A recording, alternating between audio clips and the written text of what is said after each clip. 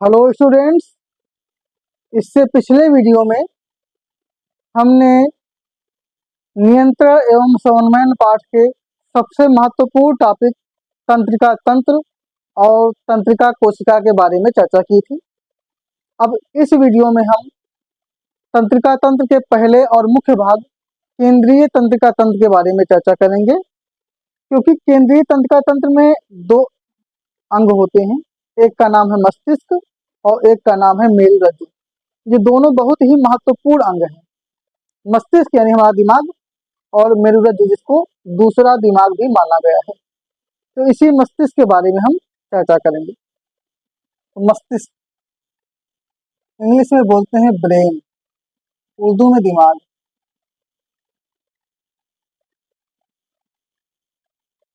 अब जैसे मस्तिष्क के बारे में बात करते हैं तो हमारा मस्तिष्क का जो वजन होता है वो लगभग 1350 से 1400 ग्राम होता है पुरुषों में, जबकि स्त्रियों में वजन लगभग 1300 से 1350 ग्राम ही होता है। यानी स्त्रियों में पुरुषों की अपेक्षा मस्तिष्क का भार कम होता है, लेकिन सिर्फ भार ही कम होता है, बाकी सोचने समझने की क्षमता वही रहती है। ये तो हो गई वजन की बात। हमारा जो मस्तिष्क होता है वो बाहर से एक क्रेनियम होता है, इसको बोलते हैं कपाल।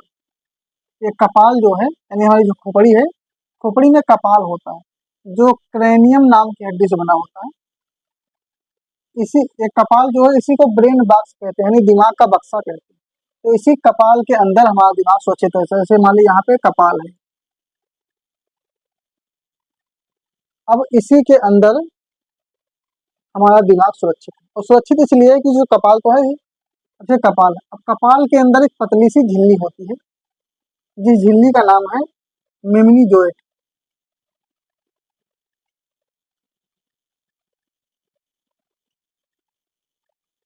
मेनिनीजोइड जो झिल्ली है, यानी ये मान लीजिए कि हमारा ये मान लेते हैं कपाल, ये मस्तिष्क, इसके बीच में एक पतली सी मेनिनीजोइड नाम की झिल्ली है, जो झिल्ली मस्तिष्क को और कपाल के बीच में एक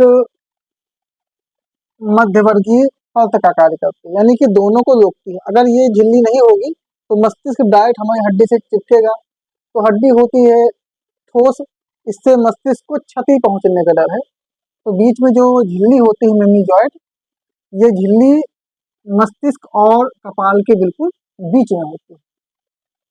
बाकी ये कहाँ पे होता है तो जानते हैं, हमारी सर है, सर में जो खोपड़ी है इतने में ही हमारा मस्तिष्क मौजूद है। मस्तिष्क का जो रंग होता है वो हल्का भूरा ऐसा होता है, हल्का भूरा या और हल्का गुलाबी मान सकते हैं। ये दोनों के बीच का कॉम्बो होता है, अधिकतम भूरा टाइप मान सकते हैं। ऐसा इसका रंग होता है मस्तिष्क का।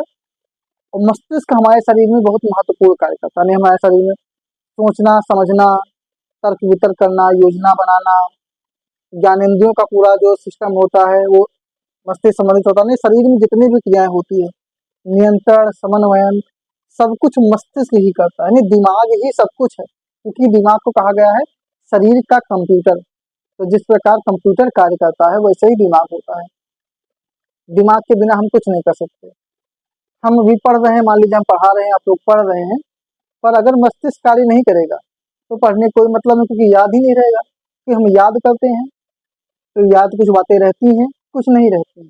तो जो याद रहती है, क्योंकि वहां पे उस समय मस्तिष्क पूरी तरह से एक्टिव होता है, तो याद रहता है। जहाँ पे मस्तिष्क कहीं और बिजी हो गया वो बात याद नहीं रहती है। तो सब कुछ मस्तिष्क पर ही निर्भर होता है, हमारे ब्रेन पर ही निर्भर होता है।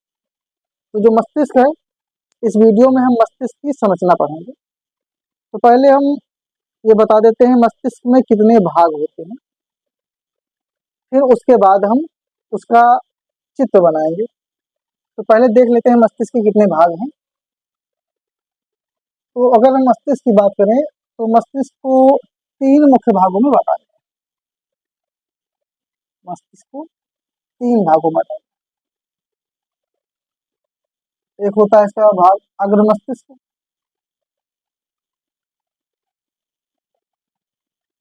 जो सबसे बड़ा भाग होता है अग्र मस्तिष्क यानी मस्तिष्क के आगे वाला भाग, एक है मध्य मस्तिष्क, मस्तिष्क के बीच वाला भाग, एक होता है पश्च मस्तिष्क, मस्तिष्क के पीछे वाला है पश्च मस्तिष्क। इंग्लिश में बोलेंगे fore brain, mid brain, hind brain. अब ये जो तीन भाग हैं, अब इनके भी भाग हैं। जैसे अग्र मस्तिष्क जो है, अग्र मस्तिष्क के दो भाग मुख्य रूप से, एक होता है परामस्तिष्क जिसको अंग्रेजी में कहते हैं सेरिब्रम, यही सबसे मुख्य भाग होता है परामस्तिष्क। और दूसरा जो भाग है इसका नाम है अग्र मस्तिष्क पश्च, इंग्लिश में कहते हैं डाइएनसिफेलॉन। तो सेरिब्रम और डाइएनसिफेलॉन, जिसमें से जो अग्र मस्तिष्क पश्च है इसके भी दो भाग, इसमें से एक भाग है थैलेमस और दूसरा है हाइपोथैलेमस। तो थैलेमस को बोलते हैं चेतक हिंदी में,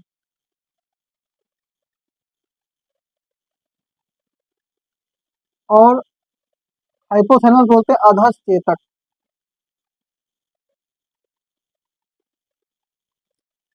थैलेमस है हाइपोथैलेमस, लेकिन इसका जो फेमस नाम है वो थैलेमस हाइपोथैलेमस ही है। उसके बाद हम मध्य मस्तिष्क की बात करते हैं, इसके दो भाग हैं, एक नाम है कारपोरा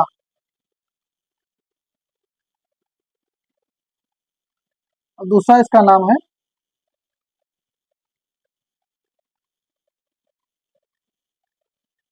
अग्र मस्तिष्क वृंतक, जिसे इंग्लिश में कहते हैं सेरिब्रल पेंडिकल पेंडिकल। फिर पश्च मस्तिष्क की बात करते हैं, इसके तीन भाग हैं।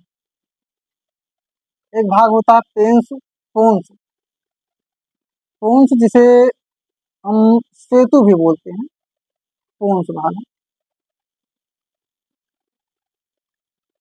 या सेतु, तो एक ही नाम लिखते हैं सेतु।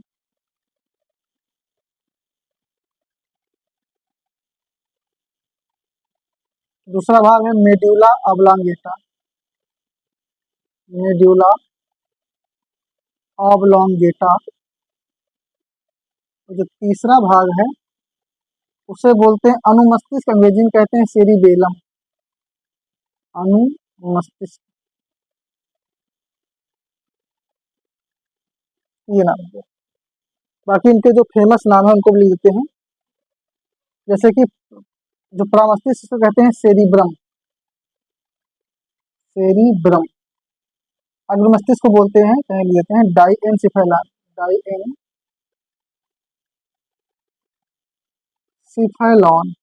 कारपोरा तो इंग्लिश वर्ड ही है, कारपोरा। अग्र मस्तिष्क वर्तक को बोलते हैं सेरिब्रल पेंडुकल, सेतु को बोलते हैं pons. Medulla oblongata English word ही है, मेडुला ऑब्लोंगेटा। और जो अनुमस्तिष्क को बोलते हैं सेरिबेलम, सारे नाम लेते हैं। मस्तिष्क को ब्रेन बोला गया, जो अग्र मस्तिष्क को बोलते हैं फोर ब्रेन, मध्य मस्तिष्क को मिड ब्रेन और पश्च मस्तिष्क को हिंड ब्रेन। फिर बात आती है चेतक, चेतक को बोलते हैं थैलेमस और अधर चेतक को बोलते हैं हाइपोथैलेमस।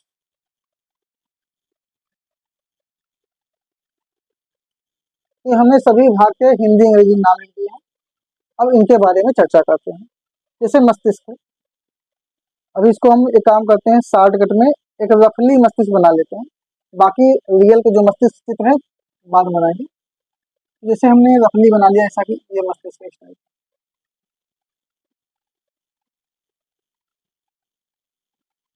ये रफली मस्तिष्क है।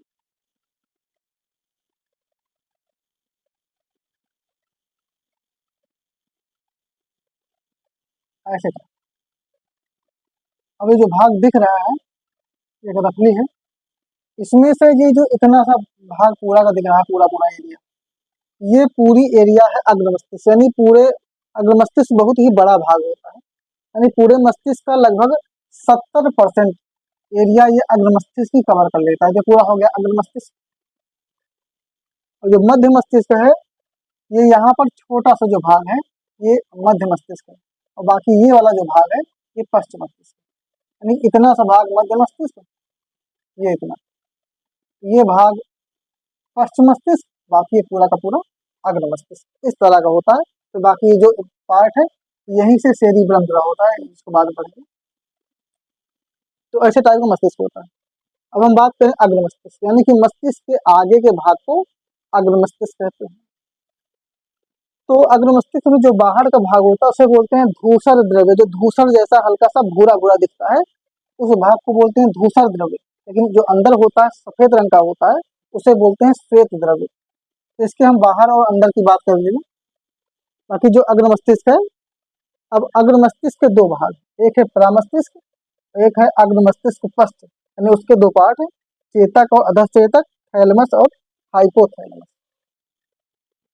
अब जो परामस्तिष्क, ये पूरा जो भाग है परामस्तिष्क ही है। तो परामस्तिष्क के कार्य की बात करते हैं।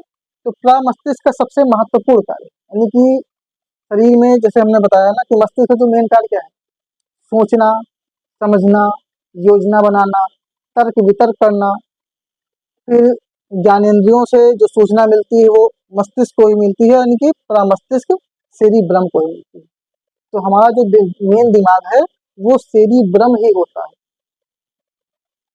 तो जो सेरिब्रम है ये क्या है कि पूरे कार्य करता है। जैसे हम बता दिए कि सूचना प्राप्त करता है, जैसे कि जो भी ज्ञानेंद्रियां हैं इनसे जो भी सूचना होगी, नाक, कान, जीभ, त्वचा और आंख, इनसे जो सूचना होती है परामस्तिष्क को ही मिलती है पूरी सूचना।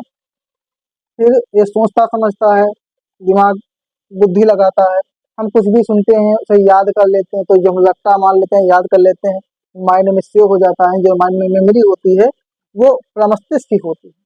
तो परामस्तिष्क सबसे मुख्य कार्य करता है सोचने समझने का। अब इसके बाद हम बात करते हैं अग्र मस्तिष्क पश्च, यानी इसके अंदर जो पार्ट है थैलेमस और हाइपोथैलेमस। अब थैलेमस और हाइपोथैलेमस के बारे में बात करते हैं। जैसे यहाँ पे जो दिख रहा है, यहाँ पे होता है थैलेमस इस बात पे, और थैलेमस के नीचे होता है हाइपोथैलेमस, और हाइपोथैलेमस के नीचे होती है पिट्यूटरी ग्रंथि, इसे पीयूष ग्रंथि बोलते हैं। यहाँ पे पीछे होती है पीनियल ग्रंथि, इसे बाद में बात करेंगे। तो जो थैलेमस है यानी चेतक है, इसका मुख्य कार्य ये है कि शरीर के बाहरी वातावरण, यानी बाहर ठंडी है, गर्मी है, बाहर का मानसून कैसा है, बाहर का मौसम कैसा है, बाहर से कोई से हमें सुख का अनुभव हुआ, दुख का अनुभव हुआ, यानी बाहर के वातावरण की जो भी सूचनाएं होती हैं वो थैलेमस के कारण यानी चेतक के कारण ही होती है।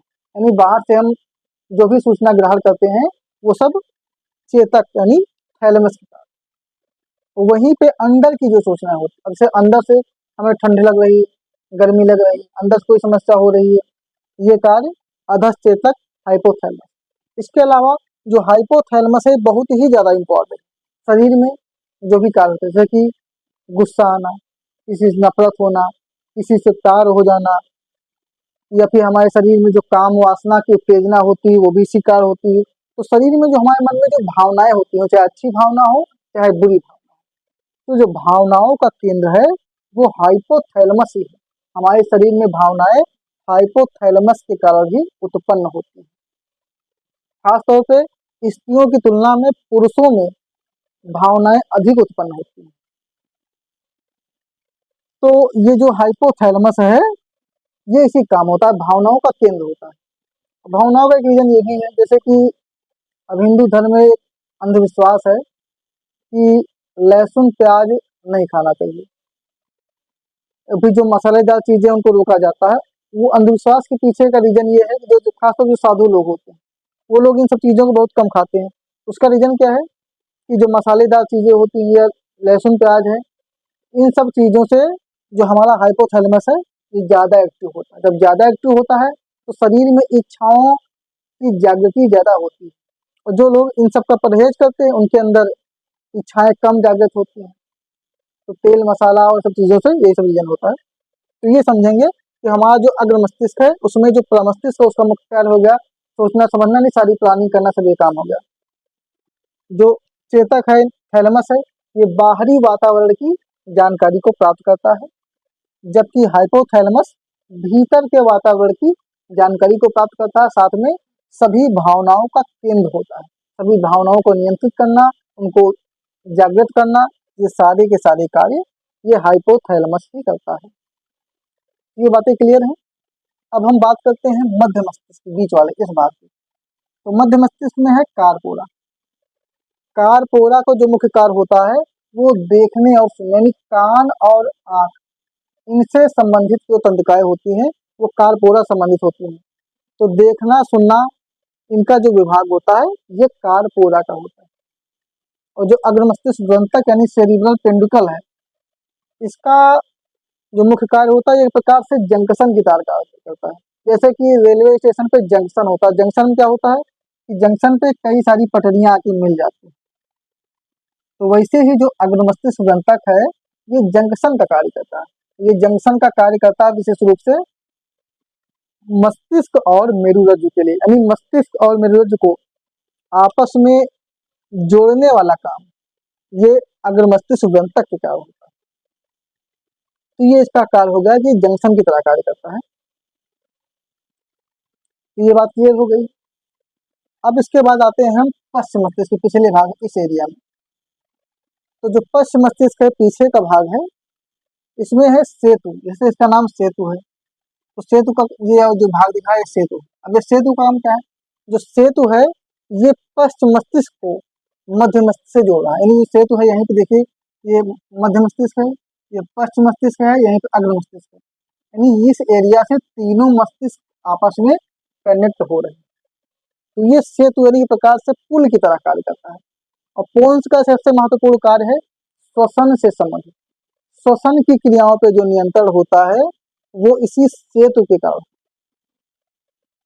फिर मेडुला ऑब्लोंगेटा, इसका महत्वपूर्ण कार्य है कि शरीर में जो उपापचयी क्रियाएं होती हैं, उपापचयी क्रियाएं जानते हैं, कुछ अपचयी होती हैं कुछ उपचयी होती हैं, तो शरीर में जो क्रियाएं होती हैं इन सब क्रियाओं को नियंत्रित करने का कार्य मेडुला ऑब्लोंगेटा होता है। यानी हमारे शरीर में जो खाने पीने संबंधित क्रियाएं हैं, रक्त के बहने से उत्सर्जन संबंधित क्रियाएं हैं, बहुत सारी क्रियाएं होती हैं जो उपापचय से संबंधित होती हैं।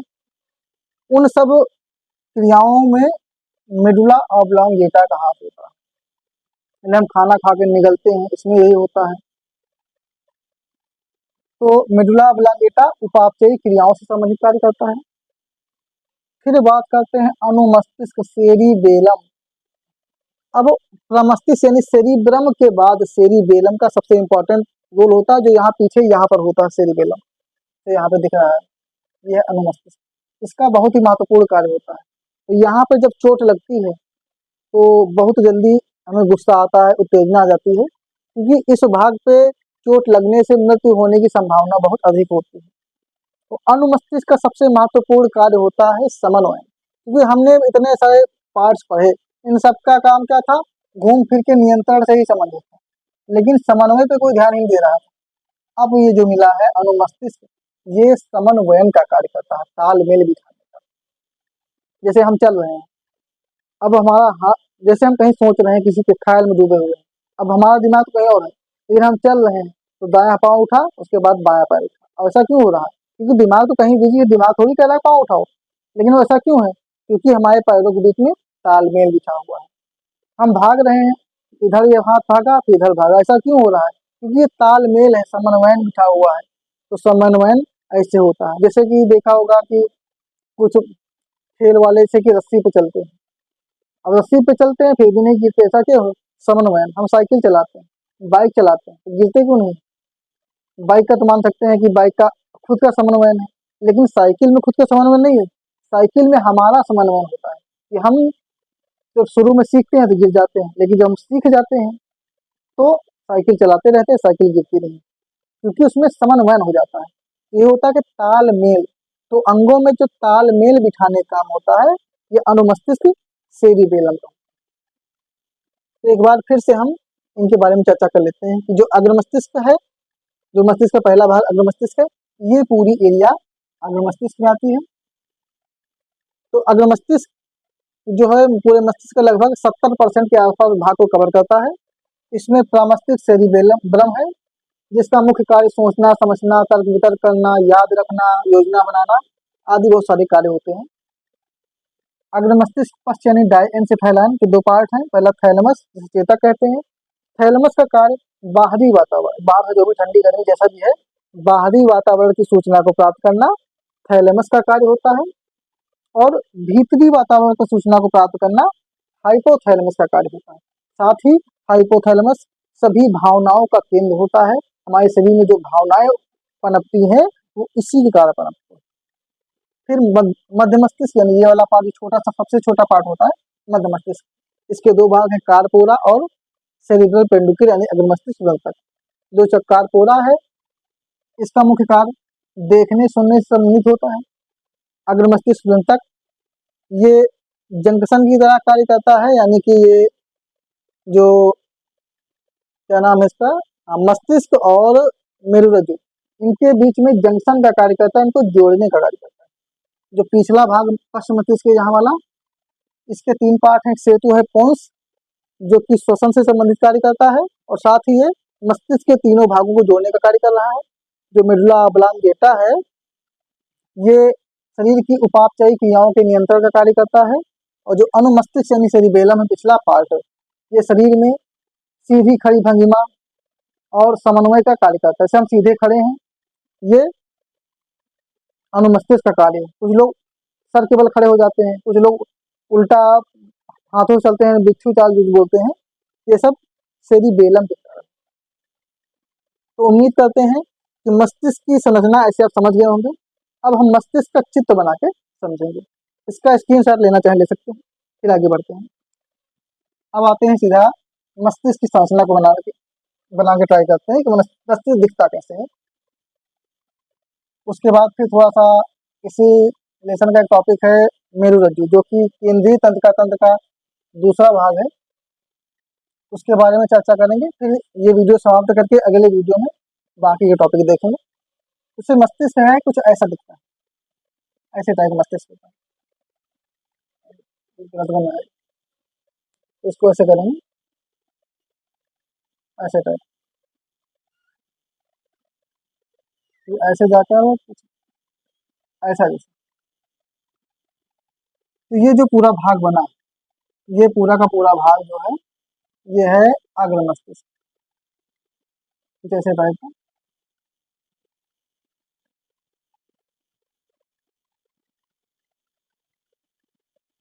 अग्र मस्तिष्क को बाकी इसमें सही से बनाने में बहुत समय लगेगा। सही में पूरा जो नसें होती है आपस में बनी होती है नसों टाइप का, उस टाइप का भी बनाने ऐसे रफली समझ लेते हैं। ये हो गया। अब इसके बाद फिर यहाँ पे जो होता है, जो ये एरिया है, ये एरिया है मध्य मस्तिष्क। और फिर यहाँ से शुरू होता है पश्चिम मस्तिष्क। यहाँ पे तो मेडुला ऑब्लांगेटा है, बड़ा सा एरिया।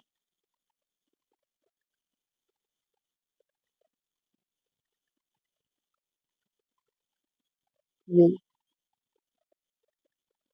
तो ये जो पूरी एरिया हो गई, ये हो गई अग्र मस्तिष्क। अग्र मस्तिष्क करते हैं हम सीधे सीधे पार्ट्स के नाम लिखते हैं। अग्र मस्तिष्क में जो तीन पार्ट, तो ये जो भाग है इसका नाम है परामस्तिष्क। ये जो पूरा भाग यहाँ सब दिख रहा है सब परामस्तिष्क है। इसी परामस्तिष्क में यहाँ पर होता है थैलेमस या चेतक, और यहाँ पे होता है थैलेमस के जस्ट नीचे हाइपोथैलेमस, अधस चेतक। जब इन तीनों को मिला देते हैं तो इन तीनों से बन जाता है अग्र मस्तिष्क, मस्तिष्क का अगला भाग। अब हम मध्य मस्तिष्क की बात करिए। मध्य मस्तिष्क, इसी में जो मध्य मस्तिष्क यहाँ पे होता है कार्पोरा, ये इस एरिया पे यहाँ पे कार्पोरा होता है। कार्पोरा उसके बाद जो बाकी का एरिया है ये पूरा मस्तिष्क वृंतक, और जब इन दोनों को मिला देंगे तो बन जाएगा मध्य मस्तिष्क। तो दूसरा भाग हो गया। अब तीसरे भाग की बात करते हैं, ये वाला। इसमें से ये वाला भाग है, ये कहाँ पे ये है सेतु, और ये उसके बाद ये वाला जो भाग है ये है सेरिबेलम। सेरिबेलम मतलब कि अनुमस्तिष्क। फिर जो सबसे निचला भाग है ये है मेड्यूला ऑब्लांगेटा। मेड्यूला ऑब्लोंगेटा, और जब इन तीनों को हम जोड़ देते हैं तो उससे बन जाता है पश्च मस्तिष्क।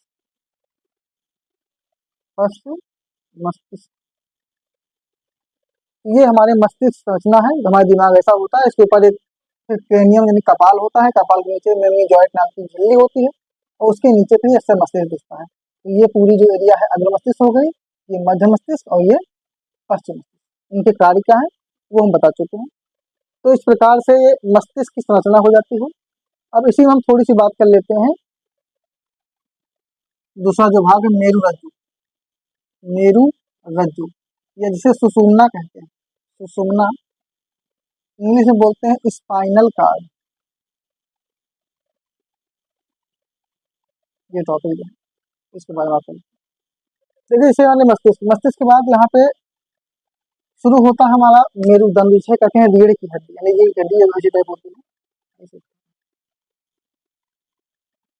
ये ऐसे ही टाइप की रीढ़ की हड्डी होती है, यही जुड़ी होती है।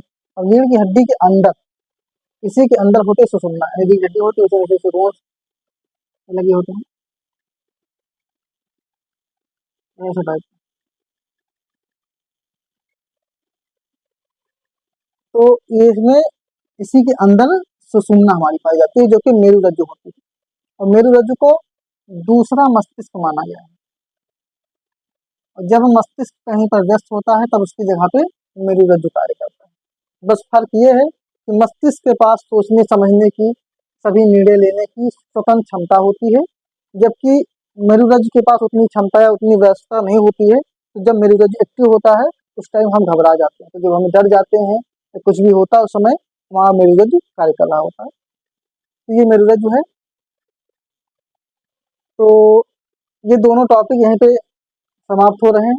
इनके कार्य समझ ही गए हैं कि मस्तिष्क सारे कार्य कर ही रहा नियंत्रण समन्वय, और जब मस्तिष्क कहीं ग्रस्त होता है उस समय मेरुरज्जु का कार्य शुरू होता है, और जो प्रतिवर्ती क्रिया है वो मेरुरज्जु पे आधारित है, वहाँ मस्तिष्क से कोई लेना देना नहीं होता, क्योंकि मस्तिष्क सोचना समझता है, समय लगाता है, पर उस समय लगाने के दौरान घटना घट जाती है, इसलिए वहाँ पे मेरुरज्जु अपना दिमाग लगा के काम कर लेता है। तो उम्मीद करते हैं कि ये मस्तिष्क और मेरुरज्जु समझ में आ गया होगा। तो ये दो टॉपिक क्लियर हो गए हैं। अब इसके बाद हम अगले वीडियो में हम पढ़ेंगे जंतु हार्मोन्स के बारे में, क्योंकि हमारे शरीर में जो नियंत्रण समन्वय होता है उसमें दो बातें होती है, एक होता है आवेग और दूसरा होता है रसायन। तो आवेग तो हम पढ़ चुके हैं कि इसमें क्या होता है कि कभी कोई क्रिया होती तो एक तरंग के माध्यम से सूचना मिलती तो आवेग होता है, लेकिन उसमें कुछ रसायन होते हैं, वो रसायन हमारे शरीर में कुछ हार्मोन्स होते हैं, उन हार्मोन से वो रसायन निकलते हैं। तो उन सब के बारे में हम अगले वीडियो में चर्चा करेंगे।